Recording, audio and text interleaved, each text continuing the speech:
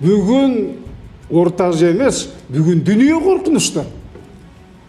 Азыр эле Нарындын суусу өзүңөр көрүп атасыңар, булганып калды. Эми мындан бетер булганат да.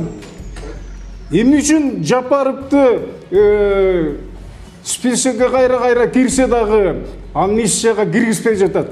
Себеби азыркы бийликте отургандар Жапаровдон коркот. Себеби Жапаров чындыкты көзгө саят, айтат. Буга эч ким таанып кете албайт. Мына Аксакалдагы аксадан өзү келип отурат да. Анан азыркы бийлик айтат элем, туугандар, дүйнөгө устун болгон эч ким жок. Силер дагы 1-3 жыл, 4 жылдан кетесиңер. Биз 28 жылдан бери ушу Кыргызстандын тагдырына байкоо салып отурган адамдарбыз. Аксакалдардын сөзүн, кеңешин угуш керек. Жапаровдон коркпош керек. Аны алып келип, керек болсо азыркы президентти алмаштырыш керек. Мына президенттин 3 жыл, 4 жыл суроо калыптыр. Иштесин, колунан келген барын жасасын.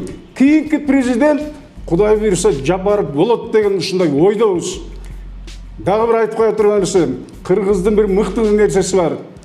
Ала койду бөлө кырккан жүнгө жарбайт дейт.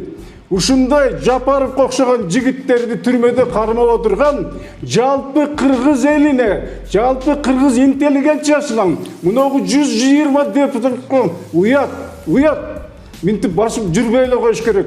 Бүгүн биз Карамушкинаны Курманжандатка деп койсок болот. Жалгыз аял чырылдап чыркырап чындыкты айтып атат. Калган 120 депутат барынын чөнтөгүндө акчасы бар, доллары бар, жерлери бар, дүйнөсү бар. Отурат, кетип калбайлы турмушу. В свое время я говорил, депутатов надо пересмотреть. Никаких депутатских привилегий не должно быть. Им не надо квартиры, им не надо машины, помощников. Депутат должен быть как Садыров, Жапаров. Вот депутат, ему ничего не надо.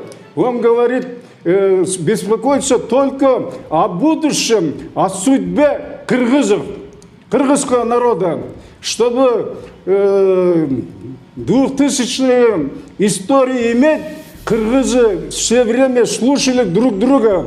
Вот Аксакал приехал, если он скажет, балам, вы не правы, делайте вот так, я буду преклоняться перед этим Аксакалом. Спасибо большое. Значит, вы считаете, что власти опасаются Садыра Жапарова? Ему там час не надо быть в тюрьме. 1 час он не должен сидеть. Спасибо большое. Спасибо. Можно